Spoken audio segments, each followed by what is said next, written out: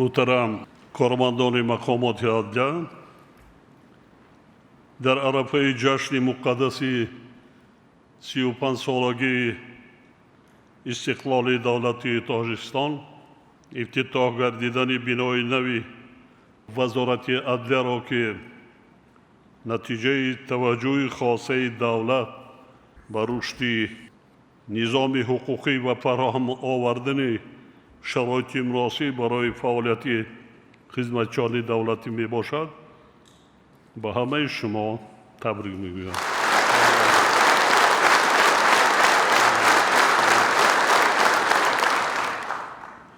در دوره صاحب استقلالی تشکل دولتی صاحب اختیار و دموکراتی، حقوق بنیاد و دنیوی هدف اساسی جامعه ما اعلان گردیده، زمینه‌های استوار رشد نظام حقوقی و ولایت قانون گذاشته شد.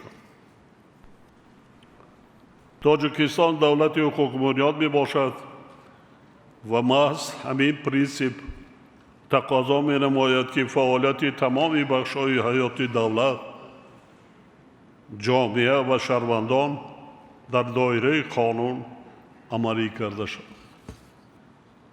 چنین نظام دولتداری مقامات عدلیه را وظیفه‌دار می سازد که برای تأمین بامرام سیاست دولتی در سمت حقوق ایجاد کنی، رسانیدن یاری حقوقی، برانبر داشتن معرفت حقوقی شهروندان، اجرای جزای جنایتی، اکسپرتیز سودی، ثبت اسناد حالت شهروندی و دیگر مسائل حقوقی همه تدبیرهای ضروری را راه اندازی نماید. مقامات عدلیه تاجیکستان در برابر دیگر مقامات دولتی از جمله مقامات حفظ حقوق در صف پیش حفظ حقوق و آزادی‌های اساسی انسان و شهروند، حمایه قانونیت و عدالت قرار دارد. در شرایط معاصر که جامعه پیوسته رشد می‌کند و مناسبت‌های جمعیتی شکل‌های نو پیدا می‌نمایند، نقش مقامات عدلیه باز هم بیشتر می‌گردد. زیرا به موجودیت نظام مکمل حقوقی و نظارت ثمرناک قانونگذاری، پیشرفت اقتصادی، ثبات سیاسی و رشد اجتماعی دولت تأمین شده نمی‌تواند. امروز یگان ساحه حیات جامعه، خواه اقتصاد، خواه صاحبکاری، خواه فعالیت اجتماعی و فرهنگی و خواه نظام اداره کنی دولتی، به فعالیت منظم و هم آهنگساز مقامات عدلیه ثمرناک فعالیت کرده نمی‌تواند. از این نقطه نظر بنای نوی وزارت عدلیه که امروز افتتاح گردید تنها یک انشاءات معمولی نیست، بلکه افاده احترام به قانون، عدالت و پایداری استقلال ملی می باشد. حاضرین گرامی، تاریخ نظام عدلیه تاجیک با تاریخ طولانی دولتداری و سرنوشت ملت پیوند ناگسستنی دارد. نیاگان ما ارزش‌های عمومی انسانی بخصوص عدالت، عنعنه‌های دولتداری، قانون محوری و فرهنگ حقوقی را هنوز هزار سالها قبل آفریده به اهل بشر تقدیم کردند. کوروش کبیر که با نام کوروش بزرگ نیز یاد می شود و بنیادگذار نخستین امپریا در تاریخ، یعنی دولتداری آریایی هخامنشی می باشد، همچون رمز عدالت پروری، تحملگرایی و احترام و رعایه حقوق انسان در تمدن بشر مقام خاص و برجسته دارد. از جانب سازمان با نفوذ یونسکو قبول گردیدن قطعنامه تحت عنوان استوانه کوروش کبیر، اعلامیه ابتدایی حقوق بشر و گوناگون رنگی فرهنگی که با تشبث تاجیکستان صورت گرفت، گواه این گفته ها و باعث افتخار هر یک ما می باشد. باید گفت که در زمان صاحب استقلالی با مقصد تحکیم دولتداری ملی و تامین نمودن رشد نظام حقوقی کشور، اصلاحات فراگیر حقوقی عملی کرده شد و این روند ادامه دارد. در این دوره نظام قانونگذاری ملی مکمل گردید و زمینه‌های حقوقی پیشرفت استوار جامعه، پایه‌های استقلال دولتی و حفظ حقوق و آزادی‌های انسان تحکیم بخشیده شدند. قابل ذکر است که از جانب حکومت مملکت دایر به فراهم آوردن شرایط کاری کارمندان مقامات عدلیه در سالهای صاحب استقلالی در 33 شهر و ناحیه کشور بناهای خوشتر و زمانوی مرکزهای عدلیه بنیاد کرده شدند. در 5 شهر و ناحیه دیگر بناهای معمولی پر تعمیر و از نوسازی و با شرایط و امکانیت‌های زمانوی تامین گردیدند. در این دوره جهت تامین نمودن دسترسی اهالی به خدمت‌رسانی‌های حقوقی، مؤسسه دولتی مرکز یاری حقوقی تأسیس داده شد. فعالیت مؤسسه مذکور بر رسانیدن یاری حقوقی رایگان به گروه‌های آسیب پذیر جامعه از جمله زنان، کودکان، شخصان معیوب، مهاجران و عائله‌های کم‌بضاعت روانه گردیده است. در این روند جاری نمودن کنسپسیون حکومت الکترونی، تشکیل مخزن‌های متمرکز اطلاعاتی و حقوقی، رقمی کنانی خدمت‌رسانی‌های دولتی، تکمیل فعالیت نوتریات و مقامات ثبت اسناد حالت شهروندی از جمله تدبیرهای می باشند که با بلند برداشتن شفافیت دسترسی شهروندان، خدمت‌رسانی‌های دولتی و تحکیم عدالت اجتماعی مساعدت می‌نمایند. در نتیجه اصلاحات پیگیرانه و تدبیرهای در نظام عدلیه عملی گردیده، نشان دهنده‌های فعالیت ساحه و حجم خدمت‌رسانی‌های دولتی پیوسته افزایش یافت. مثلا سال 2015 از حساب باج دولتی مبلغ خدمت‌رسانی‌های دولتی و دیگر پرداخت‌ها به بودجه دولتی 45 میلیون سومانی وارد گردیده بود. این نشان دهنده در سال 2025 به 311 میلیون رسیده، بیش از 7 برابر افزایش یافته است. مقامات عدلیه در سمت بلند برداشتن معرفت حقوقی اهالی و رشد فرهنگ حقوقی جامعه نیز نقش مؤثر دارد. چاره‌بینی‌هایی که مقامات در این سمت برگزار می‌کنند در تحکیم ولایت قانون، پیشگیری کردن جنایتکاری و بلند برداشتن معرفت حقوقی اعضای جامعه سهم ارزشمند می‌گذارند. زیرا جامعه پیشرفته پیش از همه به شهروندانی که صاحب معرفت بوده قانون را احترام و رعایت می‌کنند تکیه می‌نماید. ما باید همیشه در خاطر داشته باشیم که ولایت قانون اساس استواری دولت، کفیل عدالت اجتماعی و شرط مهم زندگی آسایشته مردم میباشد. محض رعایت قانون میتواند ثبات جامعه، حفظ منفعت‌های ملی، رشد اقتصادی و تحکیم دولتداری ملی را تأمین نماید. به رعایت قانون، به احترام به ارزش‌های حقوقی و بی‌مسئولیتی شهروندی هیچ یک اصلاحات سیاسی و اقتصادی و اجتماعی نمیتواند ثمره واقعی دهد. از این رو احترام به قانون، رعایت ترتیبات حقوقی و سهمگذاری در تحکیم ولایت قانون وظیفه هر یک شهروندی مملکت میباشد.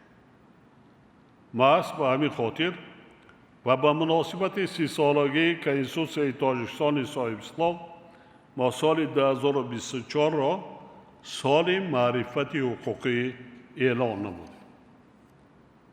شهروندان کشور این اقدام را خیلی خوش پذیرفتند و آن به خیلی بهتر گردیدن فرهنگ حقوقی اهالی مساعدت نمود. ولی تاکید می‌سازم که کارها وابسته به بلند برداشتن فرهنگ حقوقی جامعه نباید تنها در دایره 1 سال محدود گردند. این روند همچون سمت مهمی فعالیت جامعه و دولت باید دائمی پیش برده شود. بنابراین وزارت عدلیه وظیفه‌دار است که کار را جهت بلند برداشتن تفکر حقوقی جامعه تقویت بخشیده آن را یکی از سمت‌های مهم فعالیت خود شمارد. حاضرین گرامی، امروز تاجیکستان همچون دولت صاحب استقلال و عضو فعال جامعه جهانی در عرصه بین المللی موقع شایسته و ارزشمندی خود را دارد. دولت ما همچون کشور صلح‌پرور، تشبثکار و جانبدار همکاری‌های سازنده اعتراف گردیده تشبث‌های بین المللی آن از جانب جامعه جهانی پیوسته دستگیری می‌یابد. از جمله جامعه جهانی تجربه تاجیکستان را عاید به اعلان کردن سال 2024 همچون سال معرفت حقوقی به صفت تجربه موفق و قابل قبول اعتراف نمود. با در نظر داشت اهمیت این مسئله تشبث نوبتی تاجیکستان از جانب سازمان ملل متحد دستگیری یافت و 12 دکمبر سال 2025 مجمع عمومی سازمان ملل متحد با قبول قطعنامه سال 2027 را سال بین المللی معرفت حقوقی اعلان کرد.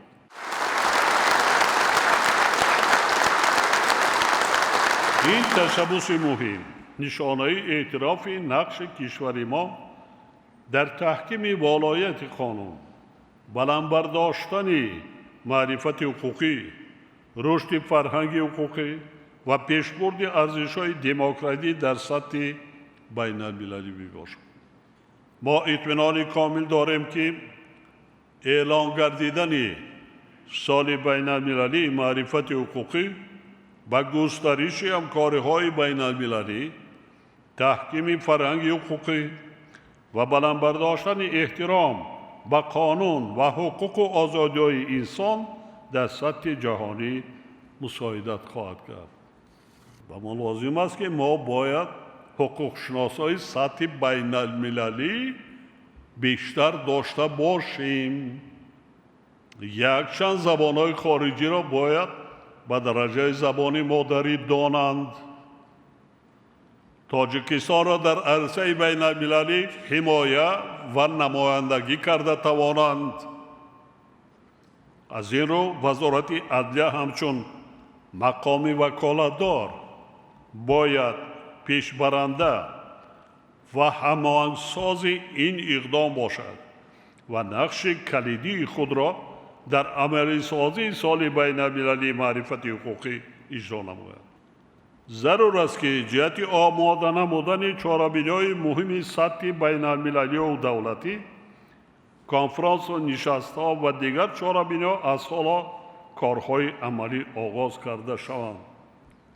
حاضرین ارجمند، تحلیلان نشان می‌دهند که با وجود تدریجاً بهتر گردیدن کار مقامات عدلیه در فعالیت آنها هنوز هم بعضی کمبودی و نارسایی به نظر می‌رسد.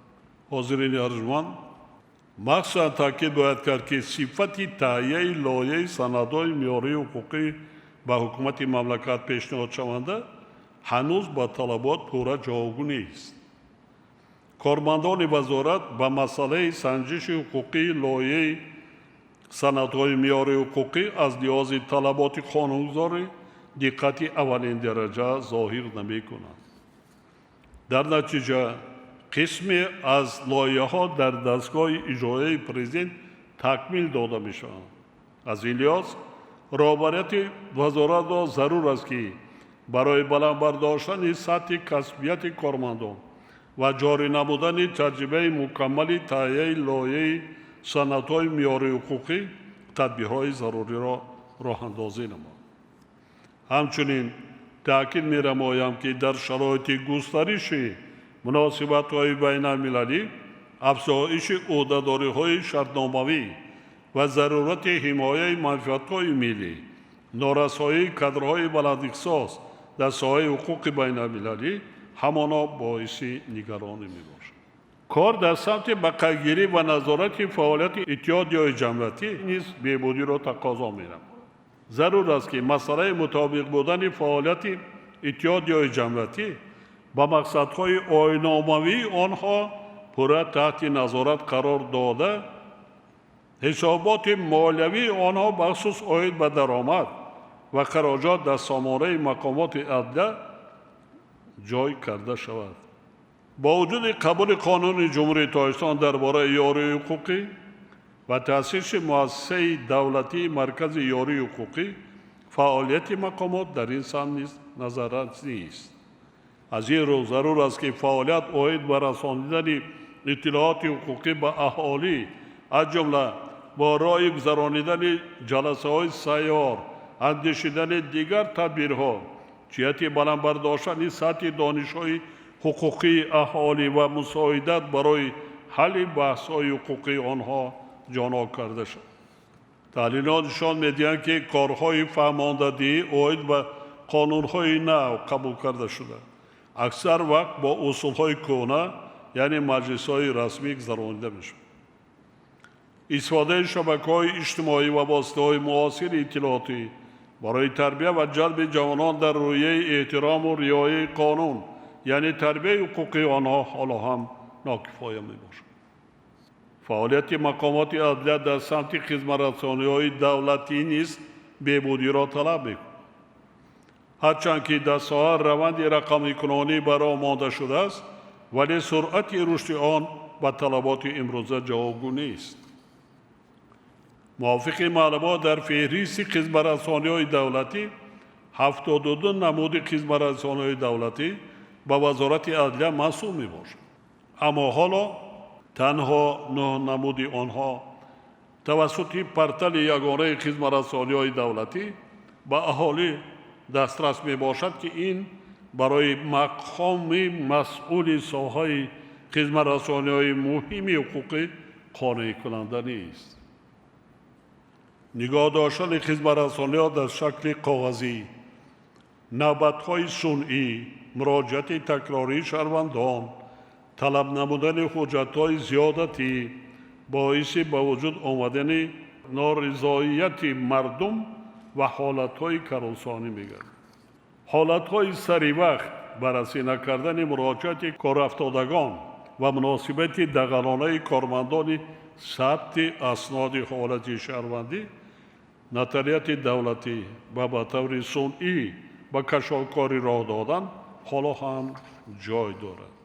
طبق تحلیل‌ها از سال 2016 تا سال 2025 تنها به دستگاه اجرایی پرزیدنت وابسته به فعالیت مقامات عدلیه 1200 مراجعت از جمله نسبت به فعالیت کارمندان 314 شکایت وارد شده است. سمت اکسپرتیز سودی و کریمینالیستی مسئله است که حل آن توجهی بیشتر می‌خواهد. زیرا مرکز جمهوری اکسپرتیز سودی و کریمینالیستی با تکنیک و تجهیزات معاصر پورا تامین نیست و در این ساختار نارسایی متخصصان ساحه‌های علیحده موجود است. چون این حالت باعث ناپورا تهیه شدن خلاصه‌های متخصصان، کشال یافتن تفتیشات پیشکی و قبول شدن قرارهای بحث‌ها می‌گردد. همچنین تاکید می‌سازم که حالت‌های به حقوق ویرانکنی مخصوص با کردارهای دارای خصوصیت کرپسیونی دست دادن بعضی کارمندان مقامات عدلیه حالا هم جای دارد. طبق معلومات اگنتی نظارت دولتی مالیوی و مبارزه با کرپسیون در 10 سال اخیر، یعنی از سال 2016 تا به امروز 129 نفر کارمندان مقامات عدلیه دست به جنایت‌های کرپسیونی زدند. این شماره کم نیست. از جانب مقامات پروکراتور در این دوره نسبت به کارمندان مسئول وزارت عدلیه و ساختارهای تابع آن 121 پرونده جنایتی آغاز کرده شد. از این شماره 15 پرونده جنایتی نسبت به کارمندان اداره نotariali شهر نویار، 30 پرونده نسبت به رهبران و کارمندان بخش ثبت اسناد حالت شهروندی و 76 پرونده نسبت به مسئولین مؤسسه‌های نظام اجرای جزای جنایتی آغاز گردیده است. سرایست اجرای جزای جنایتی یکی از ساختارهای مهم وزارت عدلیه میباشد. تحلیلات نشان می‌دهند که در این سمت حالت‌های ویران کردن طلبات قانونگذاری، صادر نمودن جنایت و دیگر قانون ویرانکنی‌ها از جانب کارمندان سرریاست، همچنین به طور دخلدار اجرا نکردن وظیفه‌های خدمتی که باعث ویران گردیدن حقوق و آزادی‌های گمانبر شدگان، عیبدار شوندگان، سود شوندگان و محکوم شدگان گردیدن حالا هم جای دارند. پاک وجدان باشید. اذیت کشیده خواندیم که در اصل حقوق شناسی سطح جهانی شوید، بین المللی شوید، صاحب عزت احترام شوید، آبرو شوید در جامعه، جای خودتان یابید. در هیچ حالت دست به کرپسیون نزنید. در هیچ حالت نسبت به وطن و ملت خود خیانت نکنید. بعدا صاحب عزت احترام میشید.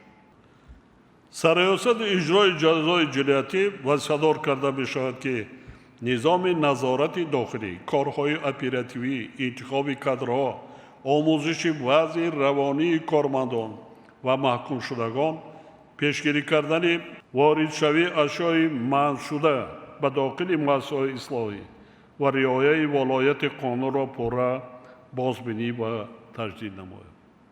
باید گفت که به مناسبت 35 سالگی استقلال دولتی و عملی سازی سیاست انسان دوستانه، قانون جمهوری تاجیکستان درباره عفو قبول گردید که این عمل امکان می‌دهد تا شخصان دست به جنایت زده اصلاح شده به نزد عائله و پیوندان خود برگردند. بنابراین رهبریت سرایست اجرای جزای جنایتی وظیفه‌دار است که تطبیق درست و بی‌غرضانه قانون مذکور را تأمین کرده، ضمن تطبیق قانون و عامل‌های کرپسیونی راه ندهند. کمیسیون دولتی تأسیس داده نظارت کنند. ما در تاریخ اینقدر شماره عفو نکرده بودیم. به واسطه 11,000 آزاد شدند. نسبت آنهایی که آزاد نشدند قانون عفو تطبیق شده است، مهلت‌ها کم شدند. آنهایی که جواب شدن رفتن تربیه کرده مونده کارو. مواد کوشش کنه که آنها با جای کار تامین شوند. جای کار داشته باشه، قسمی زیادش راه درست میرود در پهلوی اهل عائله‌شان یا پدر و مادرشان کار و زندگی و فعالیت میکنند. حاضرین گرامی، امروز در نزد مقامات عدلیه وظیفه‌های مهم و مسئولیتی باز هم بیشتر قرار دارند. با استفاده از امکانات‌های موجوده باید نظام حقوقی دولت باز هم تکمیل داده برای تشکل دولت پیشرفته، حقوق بنیاد و معاصر تمام شرایط ضروری فراهم آورده شد.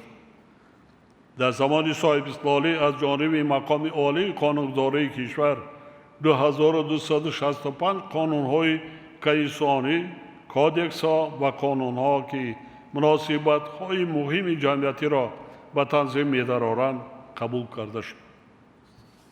از جمله نقش قانون‌های جمهوری تاجیکستان درباره مسئولیت برای تعلیم و تربیت کودک، درباره تنظیم جشن و مراسم در جمهوری تاجیکستان و درباره مقام آموزگار بسیار مهم میباشد. در ادامه این روند باید قانونهای تهیه و قبول کرده شوند که با تنظیم مناسبت‌های نوی جامعه نگرانیده شدند و وزارت عدلیه وظیفه‌دار است که در این سمت فعالانه سهم گذارد. رشد تکنولوژی‌های معاصر، رقم کنونی خدمت‌رسانی‌های دولتی مخصوصاً در فعالیت نotarial ثبت اسناد حالت شهروندی و بلند برداشتن صفت خدمت‌رسانی‌های حقوقی از جمله سمت‌های مهم فعالیت مقامات عدلیه به حساب می‌روند. در این روند ضرور است که با مسائل بلند برداشتن سطح کسبیت کارمندان، آموختن حقوق بین المللی و دانستن دو زبان خارجی اعتبار اولین درجه داده شود. فاکولته‌های حقوق شناسی تمام دانشگاه و دانشکده‌های عالی مملکت حتما آموزش زبان‌های روسی انگلیسی را برای آماده نکند. برای ما کادر در کار ما میگیریم، از ساختار و مقامات ها گلچین کرده میگیریم. اونایی که سطح کسبیت دارند، اونایی که 3-4 زبان خارجی را میدانند. بنای نوی وزارت عدلیه که امروز مورد اصادق قرار داده شد، باز یک اقدام مهم در سمت بهتر نمودن شرایط فعالیت کارمندان ساحه میباشد. فراهم آوردن شرایط معاصر کاری، مسائل معاصر بایگانی و تکنولوژی‌های نو برای خدمتچیان دولتی و بلند گردیدن صفت خدمت‌رسانی‌ها و اجرای ثمرناک وظیفه‌ها مساعدت می‌نماید. از این رو به کارمندان مقامات عدلیه ضرور است که با مسئولیت باز هم بلند و صادقانه و صافدلانه به خلق تاجیکستان خدمت نمایند. پاک وجدانی، مسئولیت شناسی، آداب و اخلاق حمیده، معامله خوب با شهروندان و همکسبان و احترام و قانون باید راهنمای کاری هر یک کارمند ساحه باشد. هر یک شما باید برای تحکیم پایه‌های دولتداری، حفظ استقلال، ولایت قانون و رشد جامعه عدالت پرور همیشه سعی و تلاش نمایید. در آخر به همه شما کارمندان مقامات عدلیه برای کار و موفقیت می‌خواهم.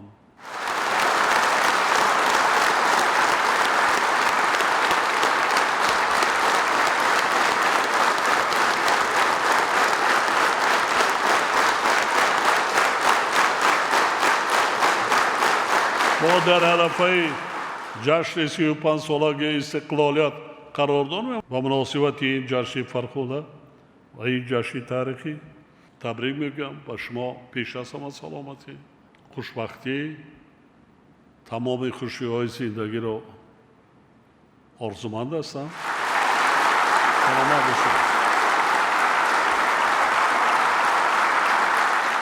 پس از انجام سخنرانی میان سرور دولت محترم امامعلی رحمان و وزیر عدلیه مظفر اشوریان و رهبران دیگر وزارات و اداره‌های دخلدار نشست پرسش و پاسخ دایر گردید. پیشوای ملت محترم امامعلی رحمان به آنها دستور و توصیه‌های مشخص دادند.